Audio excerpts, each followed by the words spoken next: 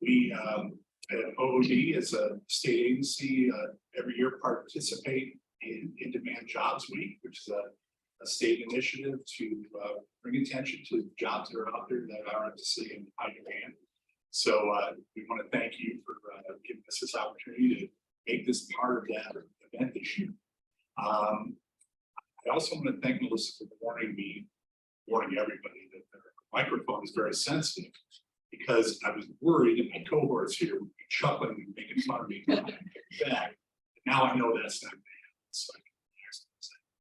So again, thank you all.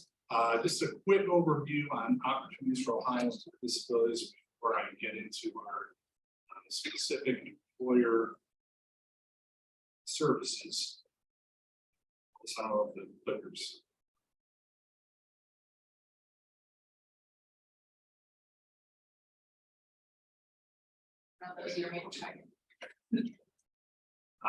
So Opportunities for Ohioans with Disabilities is the state agency,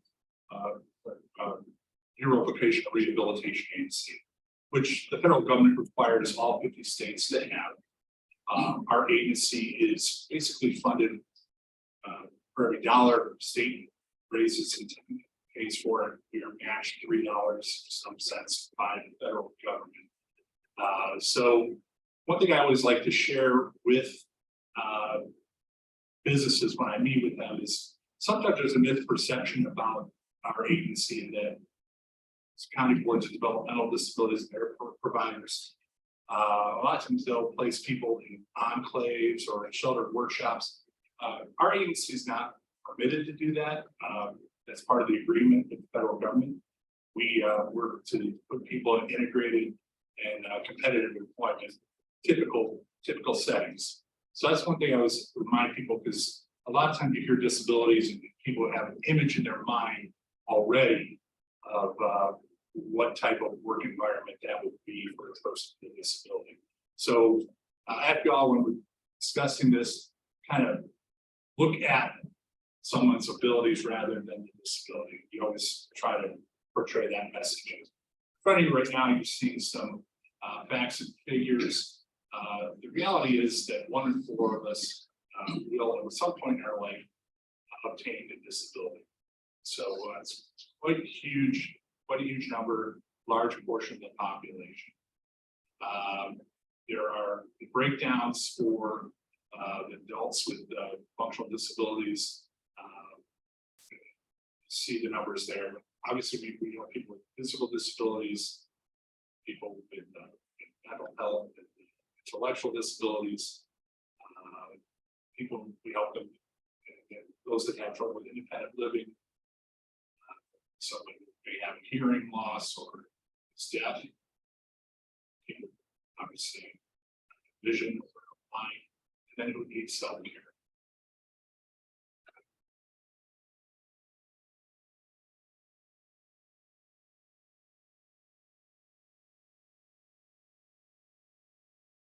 So let's talk about the breakdown of our agency. We actually have 3 divisions, if you will, that are stated here in terms of serving the individuals. The Division of Disability Determination actually is, we work with the Social Security Department to determine eligibility and benefits. We have an entire team that works on that. They do a great job of making sure that people that should be getting that service are receiving those benefits. The Bureau for Services for the Visually Impaired obviously serves people who are blind or low vision, and it's going to again provide vocational services to help them try to find employment in the community. And we have a number of programs in place to do that. One is business. We have a business services program where they can actually run vending machine companies. It's a really great program. It really helps build their resume as well as get the position. And then the Bureau of Vocational Rehabilitation, as I mentioned, is the crux of our agency, and we provide those vocational services to people with any type of disability.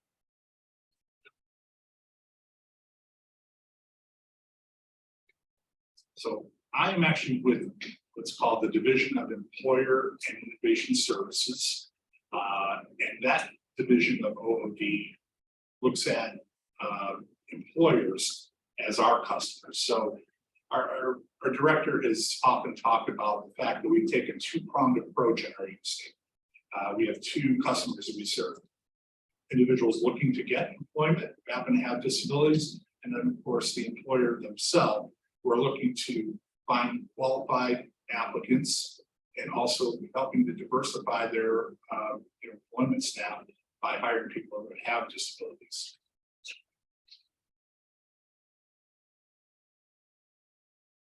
So this is our basic way that we source candidates. So what typically happens, I will meet with an employer and we talk about the services that we provide, and then we go on to form a partnership. I don't want to scare anyone. There's nothing legal here. It's just a kind of an agreement that we're going to look for candidates to help you fill your needs. And as employers, you're going to consider the people that we put forward. So again, I'm the business relations specialist. I make those partnerships. And during those meetings, I'm going to more or less get as much information as I can from the employers on their current or their frequent job openings. So we're going to discuss, which positions do you need? What skills do they need for that position? What are requirements to background checks, drug testing, and all that information, education level, whatever we can get. And that's important because we want to identify the right candidates to put in front of you. So by having as much of that information as possible, we're helping everyone be successful. We're helping the individual be successful by finding employment in the appropriate spot, and we're helping employers add to their team successfully. Our individuals who come to our agency, our participants, are each assigned a vocational rehabilitation counselor.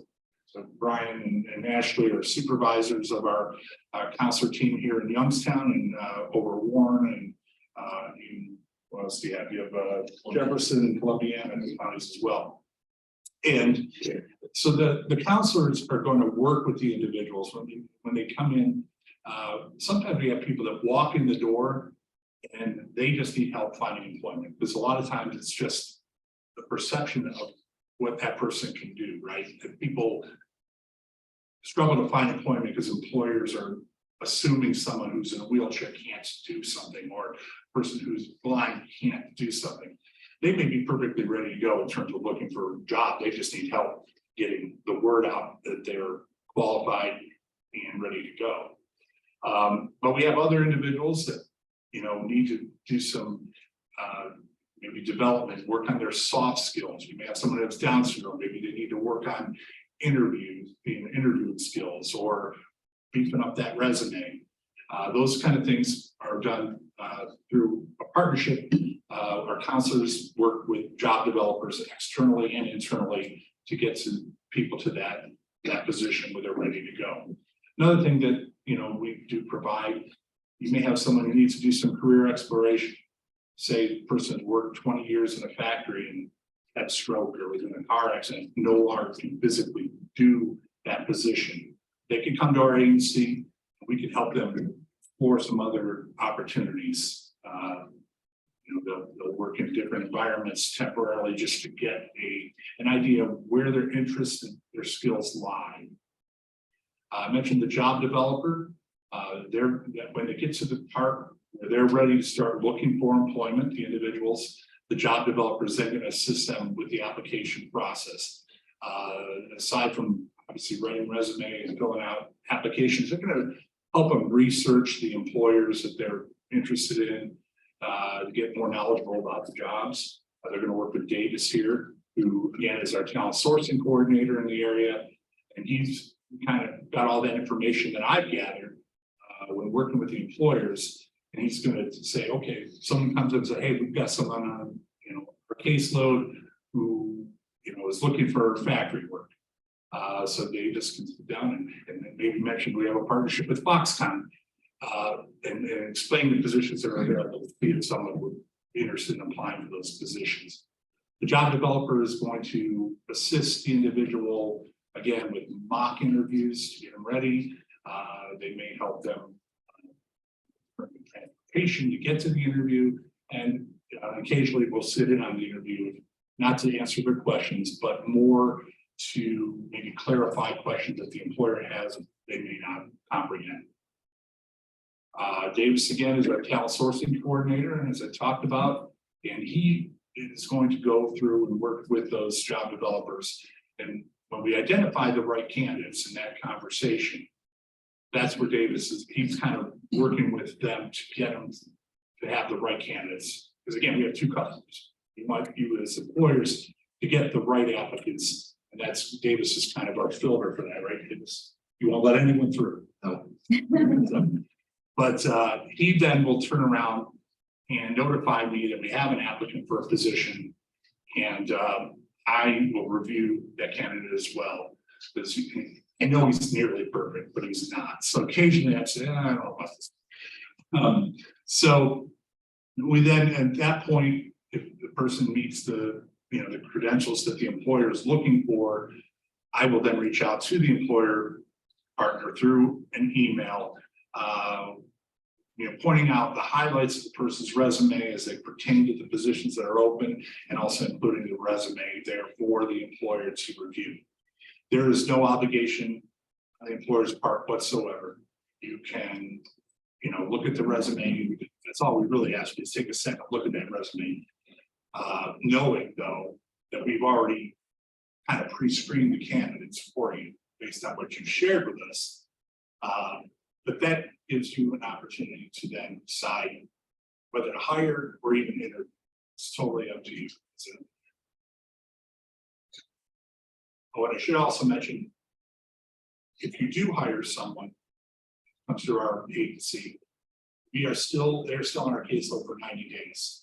So our employer partners can at any time reach out to me and say, hey, Joe X is having a little trouble keeping up with the pace. Do you have any suggestions? I turn down, we'll work with our team, the VR side, and we can even come together if need be to come up with some ideas for accommodations and that type of thing, help the person be more successful.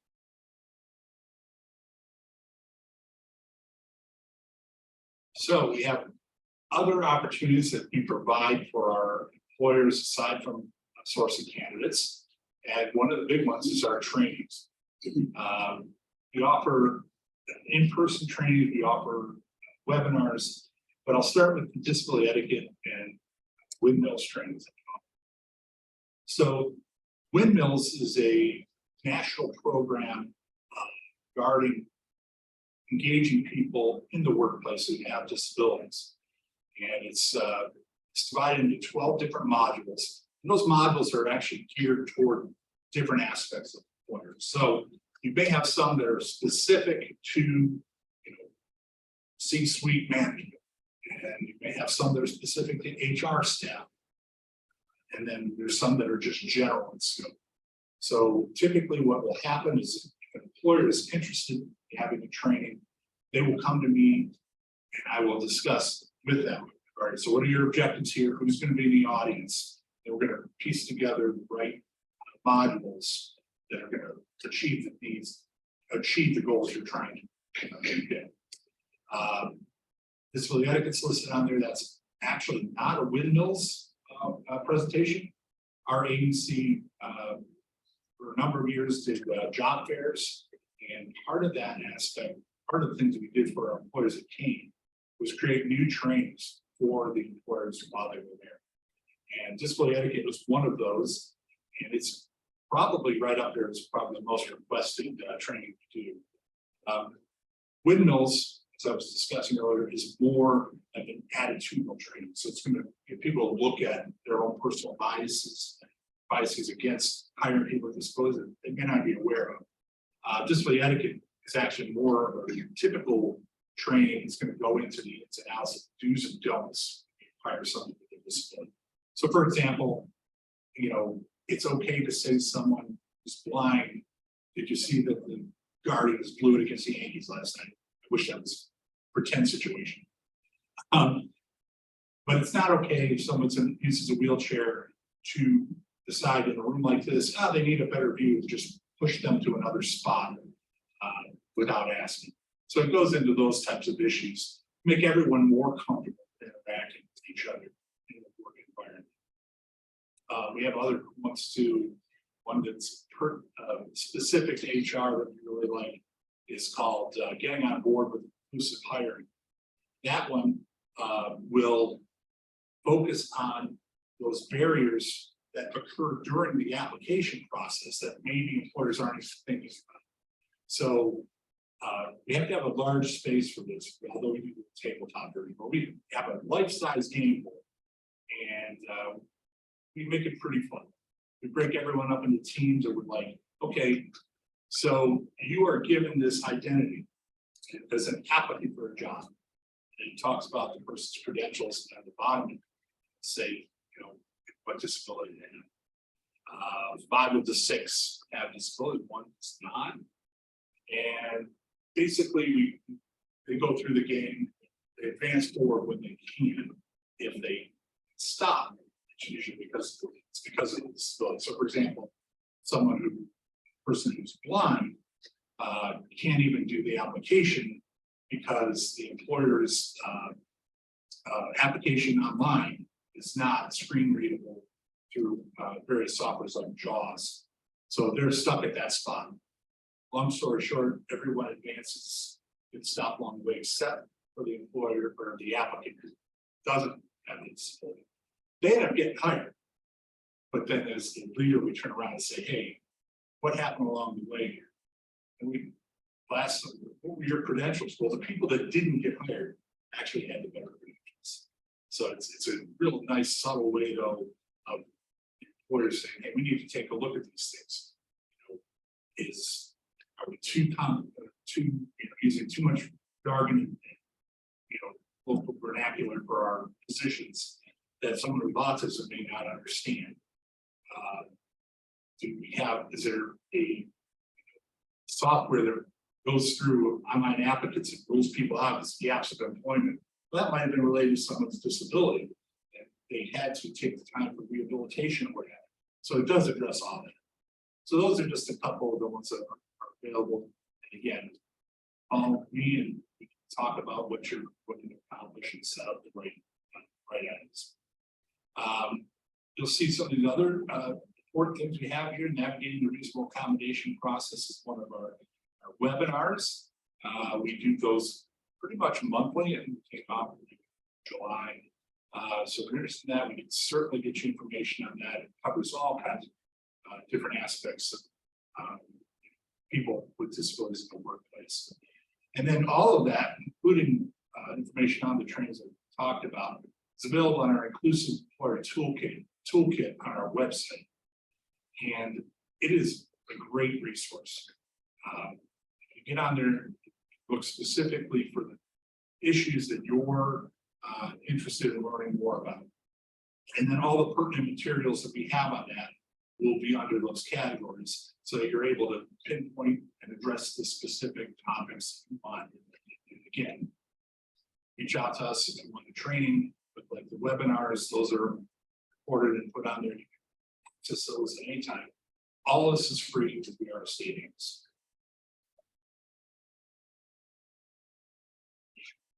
Another great program that we have, it's probably now in its 4th year, is College to Careers. And College to Careers is it's a program that we came up with because one of the things that we noticed was we did a great job of working with people with disabilities. Maybe they were on special education, a transition program, work with this individuals in the schools as they're deciding where to move on from high school. We work with individuals in school for the blind and other agencies like that. So we have some connections that we were really good at. The people that we were missing though were those individuals that had disabilities that didn't need special education, and they would go on to college, and now they're struggling with the social skills and the organization that they need to have. So College to Careers was developed to address that. Originally it was in 17 state and state colleges, and I believe we're expanding to all state. Is that officially? Yeah. So it's going to be all state colleges in Ohio will have a presence with this program. A counselor is embedded or immersed on the campus website, and they're going to work with any individuals, obviously, that are interested. They're going to work with the Disability Services Department as well as the Employment Services Department, which we will come to learn don't quite talk to each other too well. So how it benefits our employers is now we have a conduit to individuals for your internships, as well as those entry-level positions that require a degree. And college careers counselors, as well as our career development specialists, they're going to share the information with me just like Davis would on the regular VR side. And so we have applicants for you for those more skilled positions.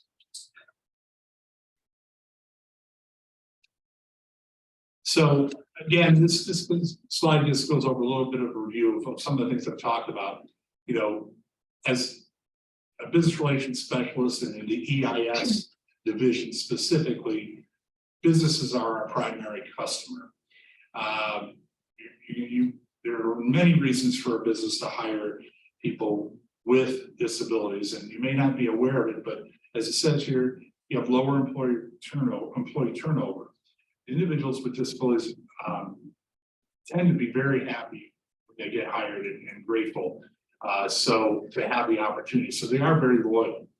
And again, along with that, they're dependable and dedicated. They want to do a good job, so they're going to show up on time and be there every day. And a lot of times we get questions from employers, how is this going to affect us, you know, in terms of insurance? It has no bearing on increased liability for you as an employer. You can meet your critical labor needs, such as the labor section 503, if you're a federal employer that has to meet those goals for trying to recruit people with disabilities. By working with us, you're showing proof that you're working to meet that goal. So it's really important for you there. And then, you know, again, everything we do will cost nothing for businesses to try to achieve their goals.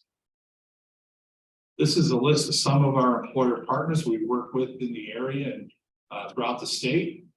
Pretty familiar names there. You know, later today, Hometown is going to be doing a presentation at another event we're doing at Youngstown State.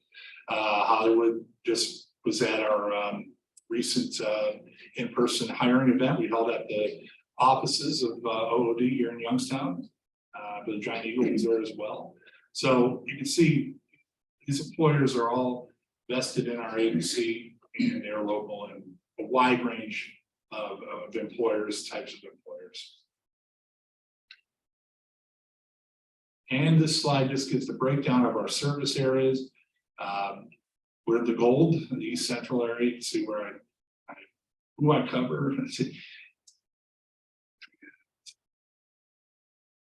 Are there any questions?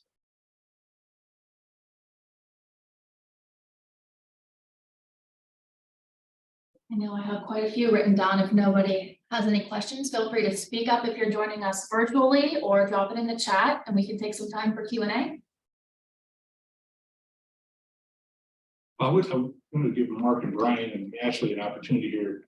Was there anything that maybe I didn't mention that you guys felt you should talk about? And I know Jennifer is here. You wanted to share about the program you touched on a little bit, but jobs for recovery. Sure.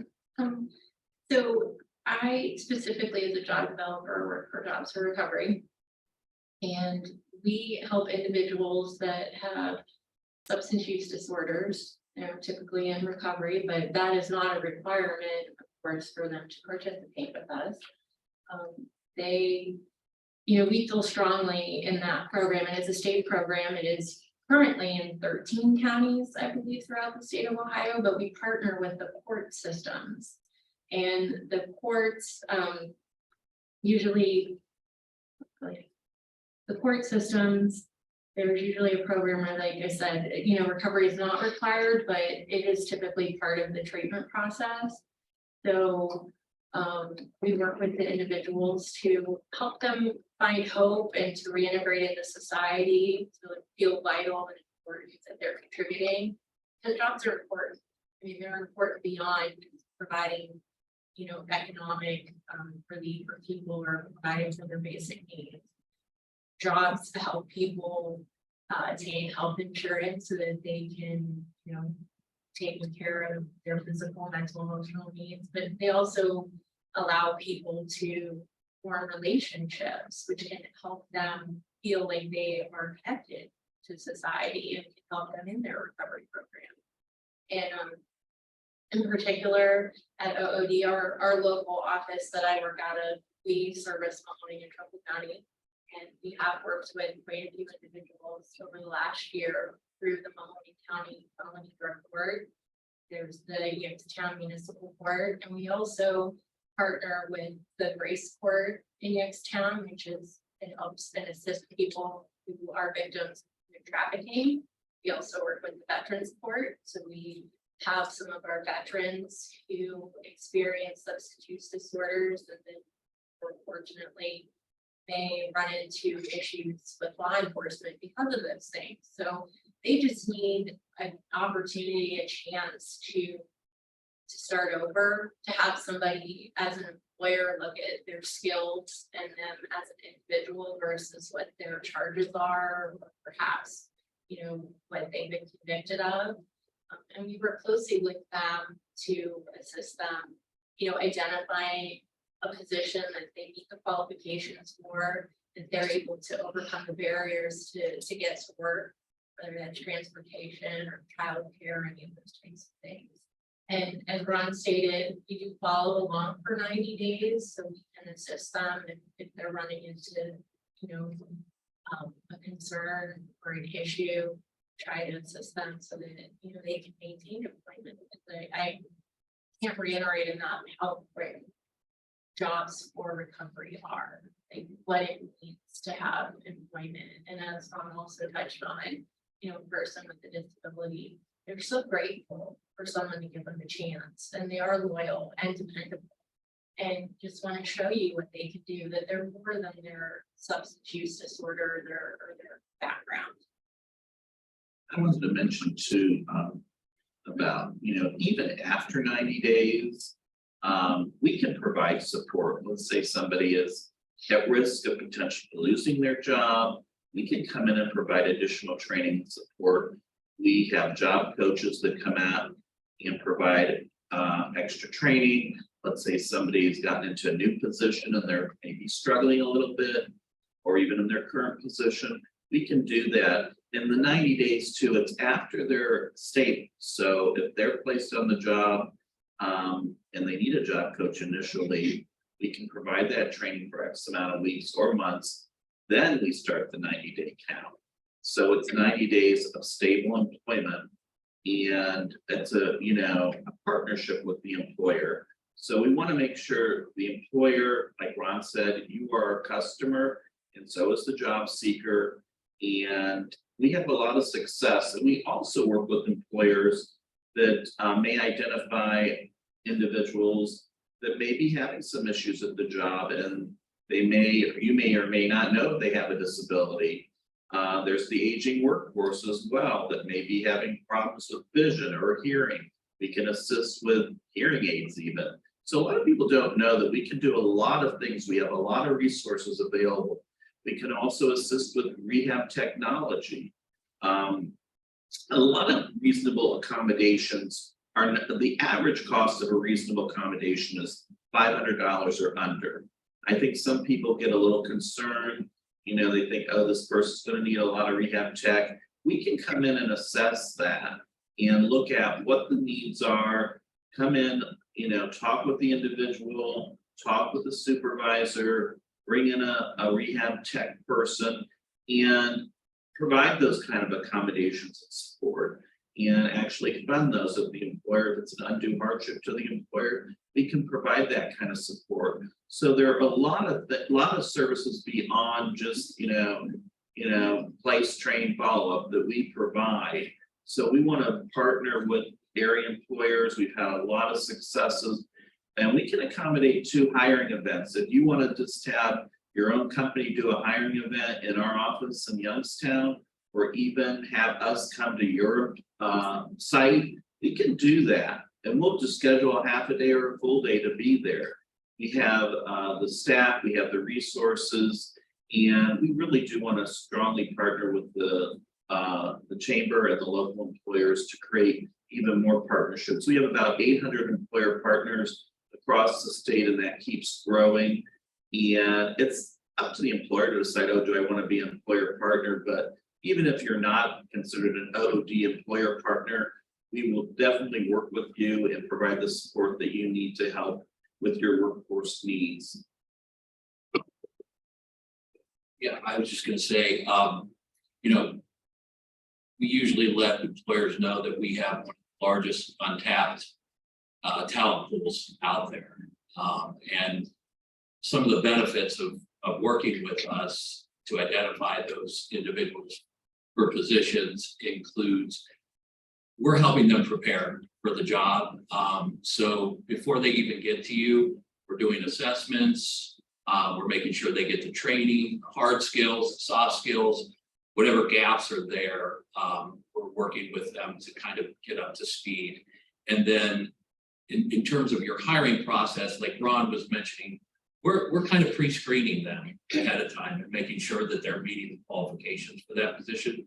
So when we source someone to you, it's with the full belief that person is able to do that position with or without an accommodation. They are able to be competitively employed and do the same job as anybody else working. In addition to that, as Mark mentioned, we have other services that can help the individual and help you with onboarding. So again, looking at how are we possibly even saving you some costs with hiring, onboarding, and then finally also, as Mark mentioned, with retention. The aging workforce, individuals that have invisible disabilities that you may not even be aware that they're struggling. If they're aware of our services, they might be able to take advantage of those services and help you maintain your workforce and save the money that it would cost to lose a valuable employee and have to retrain a new employee.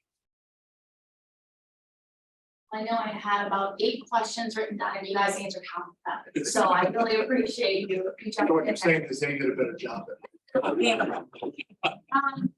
I always enjoy the employer trainings that you guys have, because I think that's a hidden resource for employers, especially if they're just approaching this topic on how they can support their staff, individuals, etc. Bringing in and opening up to this untapped talent pool. And I do think retention is a huge key and a huge priority for a lot of employers. So thank you for stressing that as well. Really quick, OOD team, thank you so much. This is just the beginning of what we could do with industry in our area, Temple County specifically and surrounding areas. In 2022, just ballpark, how many individuals would you say you serve with all of those resources? So not necessarily job placement, retention, not necessarily employer training or helping someone be accommodated in the job if there's not, handicap buildings, etc. If there's a physical barrier, how many people would you say that you help? Ballpark. We statewide over 16,000 people. Excellent, very good. And so, in order to achieve those goals, who are you partnered with throughout the state of Ohio? We partner with a variety of for-profit and nonprofit companies and providers that actually we don't do everything. So we like local Goodwill Industries we work with, private companies like Ciprin. We work with transportation providers. We work with rehab tech providers, vision specialists, you name it. So, and we also work with a lot of the, Compass I know is on board. They're a contracted agency with us. They provide VR support as well. So we don't do it alone. We can't do it alone. We work closely with a multitude of providers and also the universities. We have a liaison at YSU that works with the undergrad and graduate students, helping them transition into careers. And you name it, we're trying to reach out to as many people as we can. We are also going to start a new program called Accessible Ohio, where we'll have specialists that go into different venues to look at what their needs are to make that venue as accessible as possible for Ohioans with disabilities. So we're looking at amusement parks, art museums, various companies that might need our help as well. So beyond just the sourcing and placement, we're looking even more broadly as making, our governor wants to make sure Ohio is an inclusive state for persons with disabilities. And this upcoming year, in the next biennium, you're going to see a lot more focus on helping people with disabilities not only get into employment, but have access to all the activities, events, and venues that have access to anybody who's non-disabled. Any questions? Anything in the chat? Open it up to people.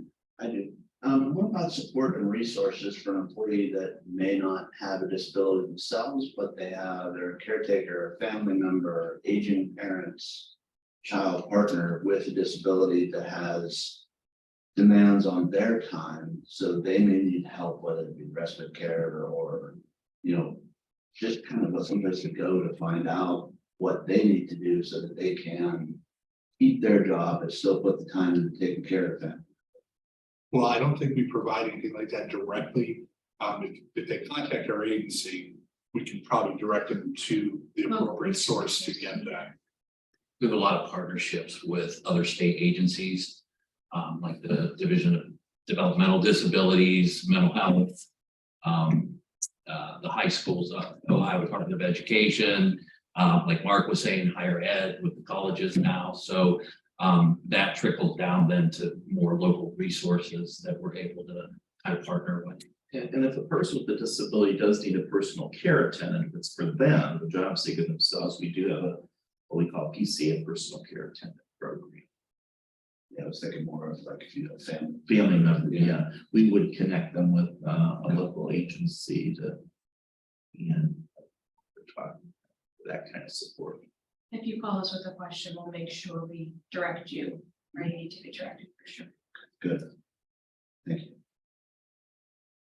I just have one thing. So and this, we talked about this on the podcast. I have a son with autism and he graduated last May.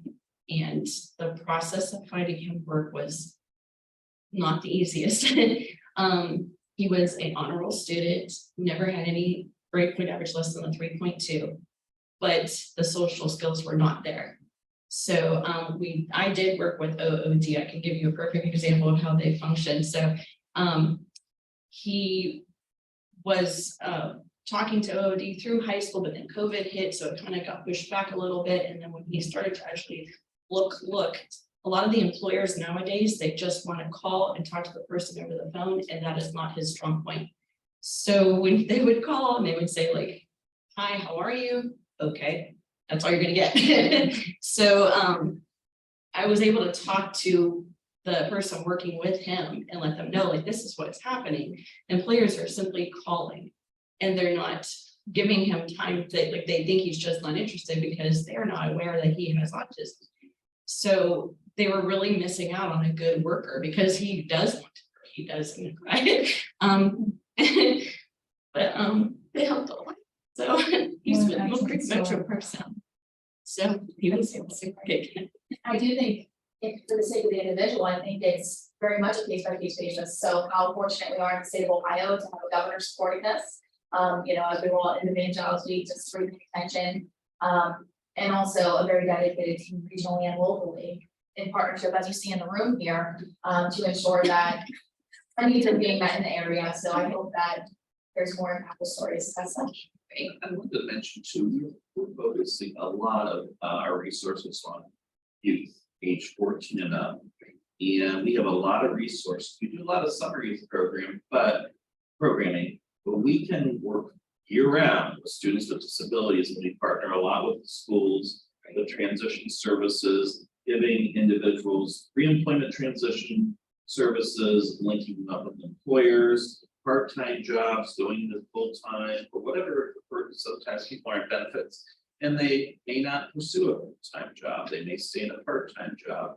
So we work with the school special ed coordinators, the teachers, the parents. The parents are a huge partner with us, and we want to make sure any parent groups, any way we can partner more with parents, because they're also a customer in the process. And it's really important to make sure to engage everybody at the table in those school meetings and make sure we're going on the right path with the individual.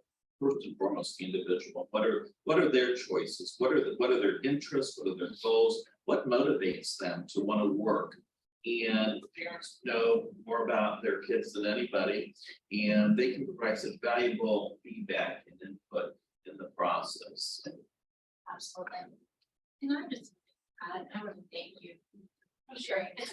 That one of the things that we do at OOD is really advocate for our participants, so that give them that, extra assistance that maybe mom or dad or a family member wouldn't be able to do on the phone, but as your job developer, YWRC or anybody at OOD, to, give them that opportunity.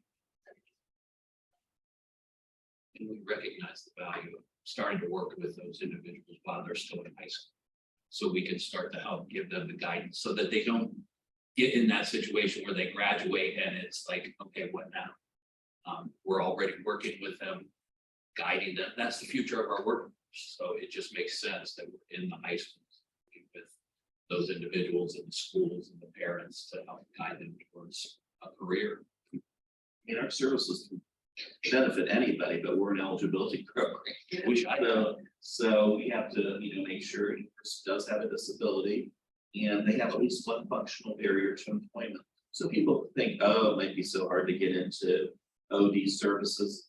Not necessarily. And if you don't know if the person has a disability, or you might suspect, we can do, like we're talking about assessments to make sure that we do get the, diagnosis from a qualified professional, and then we move forward from there. So we can get people eligible. We're averaging actually right now 21 days, which is very good. We're trying to bring that down.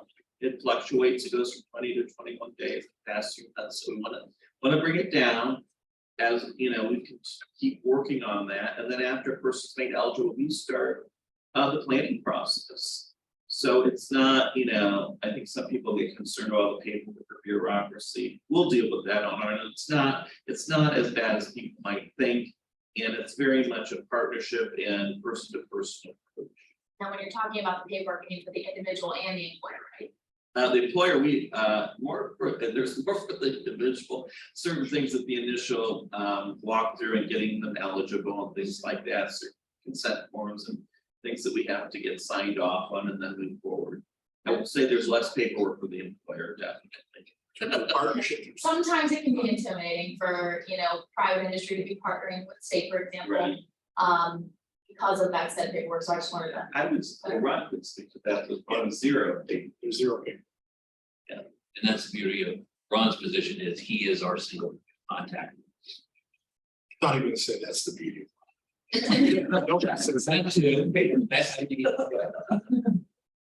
Well, this is a great segue. We're at 10 o'clock now. Let us talk about Retain, what that network does, and we'll give you the floor. Again, I'm Dina City, and again, referral enrollment supervisor for the Retain program. We call it Retain Ohio. Because even though we collaborate, I say that when I'm recruiting a provider, it's the Mercy Health Retain program so that they know that Mercy Health is a partner in the study.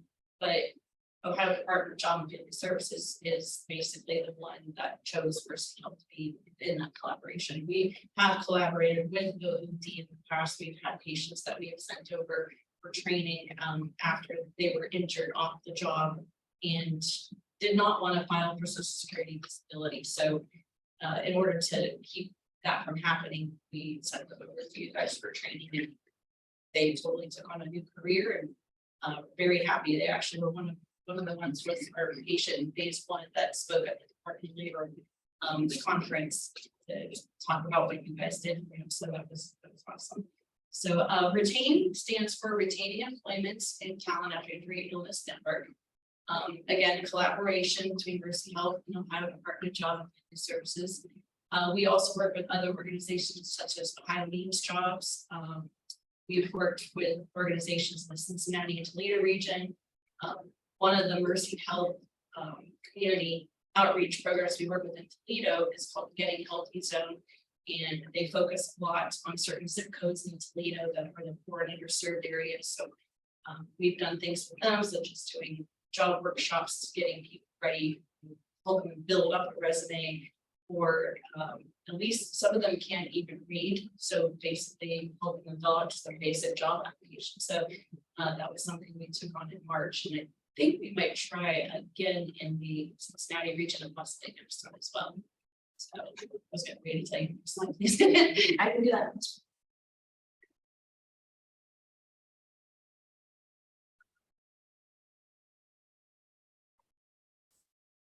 Okay, so again, that's okay. So again, retaining employment talent after injury, illness, that injury illness part has really expanded. I'm going to talk more about that down the road here. But as we saw more and more of a need for the program with different people and the different reasons they were filing for disability, or even making modifications at work, we decided to expand from just looking at musculoskeletal injuries to many other diagnoses. So we're basically, I think the goal of retain, and I asked this at the Department of Labor meeting last month, was the goal is basically to reform how Social Security disability looks right now. So if you're looking at, I've written it back, and I'm going to probably never be able to be a carpenter again, or I had open heart surgery and I had a pacemaker installed and I was a machinist. That's it. I'm done. I need to go file for Social Security disability. And that's not the case. There's many other careers out there that you are able to do. You just have to be open-minded enough to think like, well, what else can I do if I can't go back to doing what I was doing before? So your training, your workforce, the different types of careers that you may think like I never was going to be able to do, you can do. It's just that you need somebody like us to come in and guide you. And that's what Retain has been working on mostly. So the reason Retain was developed in the first place, and ODEP was really one of the ones that really pushed for this study, is because research has shown that the likelihood of a person returning to work after illness or injury, after a year off, they don't return at all. It was 0% chance of them returning, 50% after 12 weeks off, and I believe it was even 3 months off. It was not good. The statistics were not there at all for people to return to work. So that's why early intervention we discovered was key into stepping in right away and making sure that this person realizes that there are options out there, and even working with the employer, because the employers, a lot of times when a person's injured outside of work, they kind of lose touch on what's going on with that employee. So that's where Retain steps in and basically keeps that open line of communication going. And these are statistics that basically we just threw up last week, actually. Those are our enrollments by month. These are employee or patient enrollments. As you can see, most of the time we are in the green, which means we have met our target. We try to enroll, I believe it is 7 to 8 patients a week.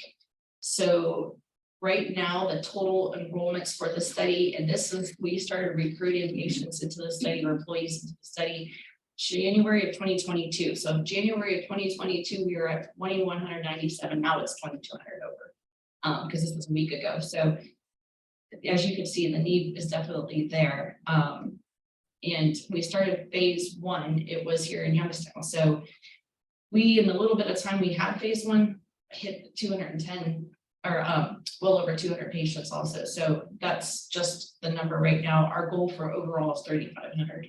In the recruitment stops next May of 2024. And then there's the enrollments by region. We are in the Cincinnati Toledo regions, as I mentioned before. The enrollments by specialty, that looks at where we're seeing most of the injuries or illnesses coming from. So as you can see, most of it is orthopedics, musculoskeletal injuries, then primary care. Primary care has been very important for us because we are now reaching out to behavioral health patients that are struggling with behavioral health, and a lot of times they just talk to their primary care physician. They don't really go to the psychologist or psychiatrist or things like that. But now we are also starting to recruit psychologists into the study, so that will be growing even more. The other category there is cardiology. It's also podiatry, neurology, neurosurgery, all those things. There's also you can see the neurological there, physical medicine. Physical medicine we did more with at the beginning of the study. That's the person that you would go to, let's say if you have osteoarthritis in your knees and you just want that injection to get you by, that's physical medicine. But we noticed that a lot of the times that employees, when they go get that injection, that cortisone shot, they're able to go back to work. So they really didn't need our services quite as much until they were reaching that point where the shots were no longer working. So, and then we also look at the social work referrals there at the bottom. Social work was added in phase 2. It was not in phase 1 at all, but we definitely saw the need for it. So social work offers those supportive services that the patients are looking for. So I'll talk more about that also on up and coming slides. And the facts why the employer really shows signs that they are in need of a program like Retain. 33 to 50% of the worker's salary is just to hire a replacement worker. So a lot of times I don't think employers realize the cost that is, coming at them when they just let an employee go because they were injured outside of work and they don't know when they're going to return. If you really look and dig into the cost of things to find and post for that job position to get that person started, and then maybe there's drug screenings, maybe there's a physical they have to do, all that's costing the employer money. Also that training period, getting them caught up to where that person that was injured or fell ill was at, getting them caught up to that costs a lot of time. So those are things that are good reasons why the employer should try to work with that employee that maybe is just taking some time off to recover. And the objectives for Retain, of course, similar to what OODs are actually, we want to improve the workforce development and healthcare systems for the injured worker, both, especially for non-occupational, like I said. There are 5 states right now performing Retain. Ohio is by far ahead with their patient enrollments right now, and also physician enrollments, employer enrollments, things like that. A lot of times the other states ask us, like, what are you guys doing? So proud of that. But we established that patient return to work, stay at work mindset, get them involved with the clinical part of their employees, their health basically. We don't give away all the information, but we at least let them know what is going on with your employee at that time so they don't lose track of that employee. We streamline the treatment of the injured worker through the healthcare network, assist with recovery needs for workers with musculoskeletal injuries, cardiac, vascular, and more now, and reduce long-term and permanent disability. The value for the employers when they do work with Retain, first of all, it is a free program. There's no cost associated with joining the program at all. We do offer supplemental supports. There's additional support to the current plan of care that maybe that employee is going through, such as if they are taking time off work and they need some financial assistance, we connect them to different organizations like the 211 network to get them that financial support if it's needed. Assist with updating policies and procedures. That's something that we actually connect our employers to OJ. They help a lot with that. And I know a lot of employers actually just told a couple of new employers, and that was the first thing they asked us. Like that's what stood out about our services, is that we can help update your policies and procedures, because especially with hiring more people with disabilities, a lot of employers perceive don't have that plan in place. So that is something that we've been trying to assist with also. 7 of us now are ergonomically certified to go in and assess the workplace. So if you do have an employee that's returning to work, but they're worried about, and again, this is a non-occupational injury, but they may be coming back to a position where, if they did, say they broke their ankle, and they're coming back to a position where they work on a conveyor belt and they are standing all day, we could go in for free if it's a patient that's enrolled and talk to that employer and see how we can maybe make some changes in the workforce or the workplace and see what we can do. We actually went and observed, I believe it was Global Pet and Alliance. They have a really good program in place. They have an occupational therapist that kind of make sure that everybody's basically rotating and everyone knows each other's positions so that they don't stand for, 4 hours, 5, 6 hours at a time. They don't use their hands for sewing 5, 6 hours at a time. They keep them moving. So she taught us a lot about different ways that you can make changes without having to break the bank to do it. So it was really helpful for our part of doing these ergonomic assessments. We help with elimination of costs again associated with hiring and training that new worker. And of course, right now, I think when you hear that this employer is a retained employer and employees know that means that they're going to help them when they are returning to work, I think it really does enhance that morale in the workplace. So I've had some employers, when I was doing the recruitment, actually tell me they've watched some of their employees on camera come in, walking in through the parking lot with limps, like they're limping, and then walk in and act totally fine, and then also fall. Because they're worried, they're afraid I'm going to not, this is going to affect my work, I'm going to need time off, and I'm not going to be able to collect organization. So if I pretend it was at the job, that happens. So I think changing that mentality, not having that employer versus employee mindset all the time, I think that's really, really beneficial in changing that morale in the workplace. So in the opportunity zones, basically we try to work with those poor and underserved areas. We do community events also. We're happy to talk about our enrollment players that most might know. We will be at the film conference coming up, or working with MyCap. Cincinnati, we have done Juneteenth. Toledo, we were just at the minority health fair. So we really do try to let people know who is involved in the program also. So the key person in all of this communication is our health services coordinator. She's our registered nursing health nurse. And she's the one that helps manage the patient / employees care. She also connects them with that social worker to provide those community resources that they may need, and they handle any issue that may arise with the employer. So basically, once I could go through the workflow, basically most of the time how we get word of an employer that we need to talk to is their employee has appeared on one of our reports that they have seen one of our enrolled providers, and they have been enrolled in the program themselves, that employee. So we talk to that employer after we talk to the employee and let them know they have joined the program. It is way more helpful to have that employer enrolled as a retained employer, because a lot of times when we reach out to that patient and they hear that we're going to talk to their employer, they're afraid. They're afraid that, oh no, don't do that, because what if they fire me? And knowing that their employer is already worked with the program, it has helped tremendously, because they feel safe.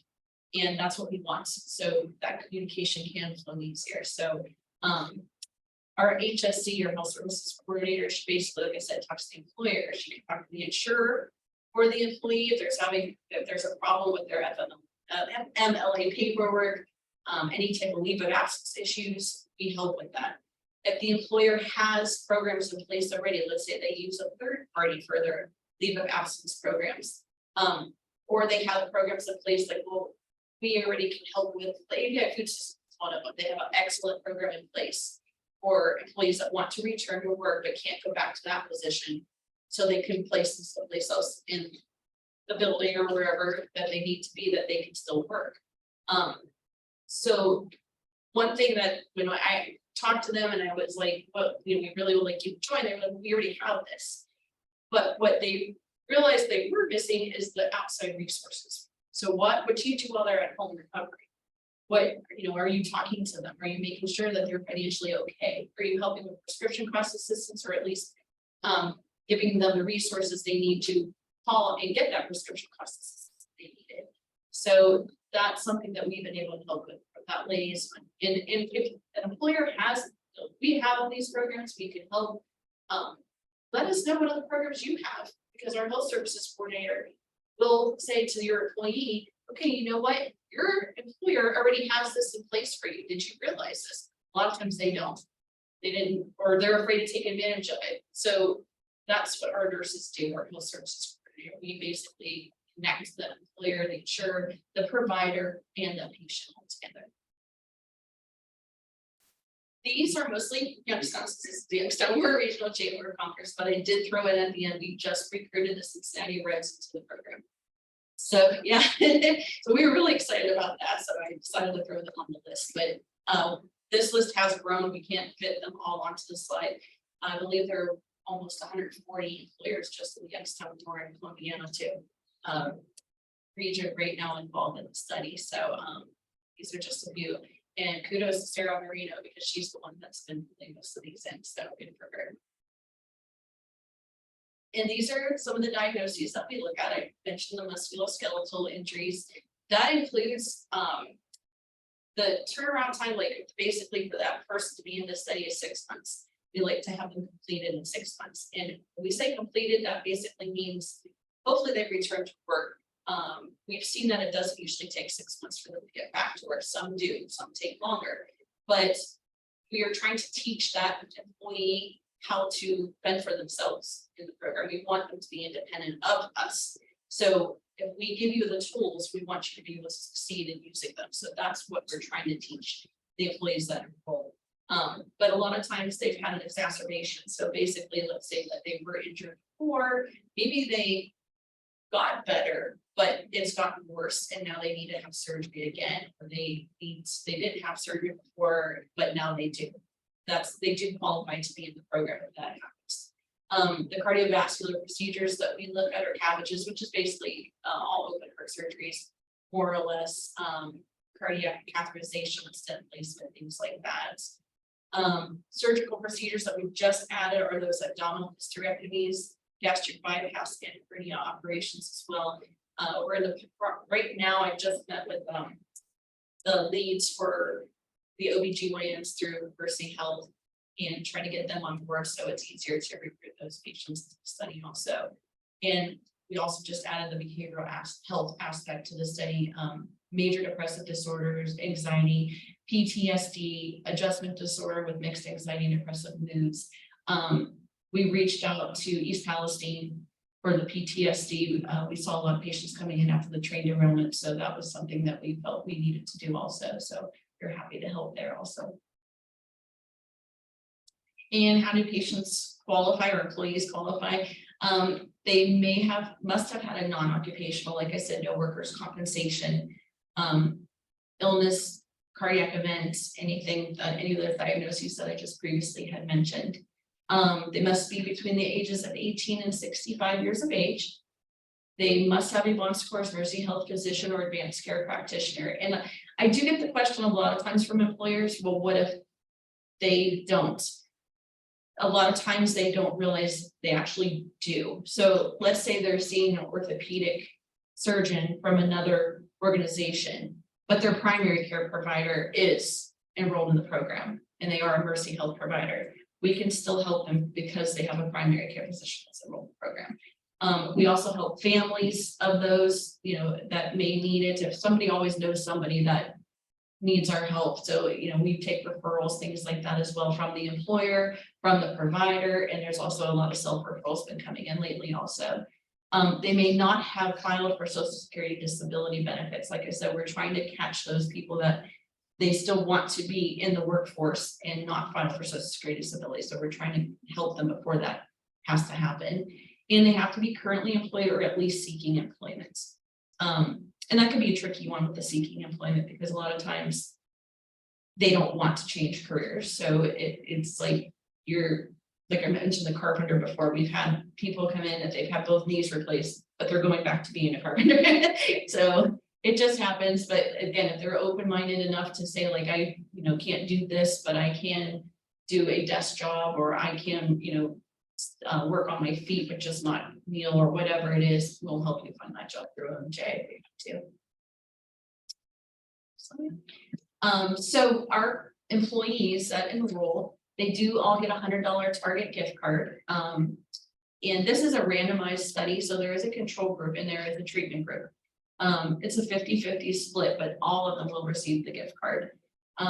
They do receive a patient handbook that explains the study and has the list of resources that they can take advantage of. They do get that free care coordination services from that health services coordinator, so that we help them try to resume their daily activities. We did notice a lot of people that do need that financial hardship. The grant money has helped those patients with some sort of ergonomic device if needed. We've bought a scooter for some people to get back to work. There was one patient that wanted to start working and she actually got hired, but it was a remote job and she didn't have the computer. Her computer had went kaput and she needed a computer, so we bought the computer for her. We have assisted paying some utility bills for those that qualified. And even if they were not, if they're looking for employment, but they have no insurance, we help them apply for Medicaid, help them build their resumes. Pretty much anything that that patient needs, we try to make it happen if possible. And of course that emotional support with their hardships, that social worker stepping in and talking to the employees has really, really helped. And I can see how that will grow with retainment in the future as well. And of course, that improved communication with the employer.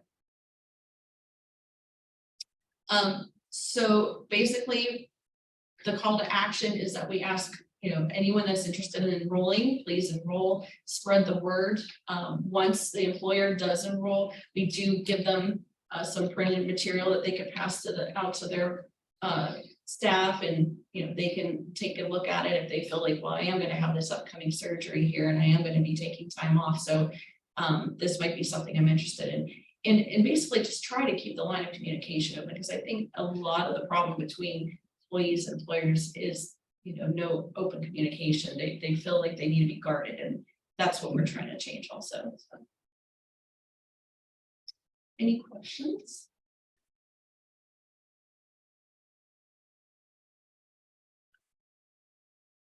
Jumping again. Oh, I think I just wanted to hit on your point on how it was such a huge resource for the employers to be a part of that plan and a part of that network. Because that is more than likely where the incident may be happening. So when it did happen on the job, right? Like you said, the patient might be reluctant to inform their employer they want to keep working, they want to bear through, whatever injury. And so having that open line of communication is very important and an added resource, because it's no cost to the employer. It's very I want to say easy, it's a simplistic process to sign up, but with a variety of resources. So if it's helpful, I can send out the whatever materials you may need and just send it to whoever participated today. Absolutely. And the call to action would be to fill that out if you're interested, and I can do the same for OOD, but if you want to distribute it. So, like I said, we're recruiting employers in Toledo, Cincinnati, and Youngstown. So Youngstown has the most. Yes, I did see that. For those in the room, there were 3 enrollments at the top right. It was Youngstown and then 2 other markets, and we were all the way ahead, but we were covered up. So I was gonna jump in that. What's funny too is you would think like manufacturing would be your biggest employer. It hasn't been. It's up there, but it's not the biggest one. Healthcare is actually the biggest one. So because they're more open, so that's what that was. Yeah, I mean, but that's where we see most of the employees coming from school care. And everyone's, why do you think that is? Well, my answer is, well, if you have a nurse that's hauling body weight, the patient over from one bed to the next bed, and that takes a lot of toll on your body. And then the reason they would be more prone to an outside injury is because of that. It kind of all comes together. If you're doing a physical job and you're on your feet a lot, you're going to be more prone to accidents outside of While I'm waiting for other questions, if there are any, just remind us how long the study goes and how long these resources are available. So recruitment for the study actually ends May of 2024. The study itself will wrap up in May of 2025. We are still enrolling patients. Like I said, we have a website, it's retainih.com. It's actually mercy.com/retain. You can check out more information on that website. A lot of people have been emailing us saying that they would like more information. That email address is mh-retain-dept, that's the department, at mercy.com. And I have brochures, like I said, you can send them out. Explain the sport for the employers. Anything else we can think of for the good of the order?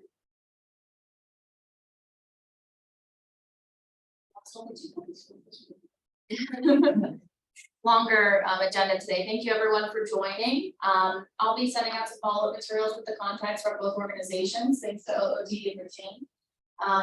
And happy individuals.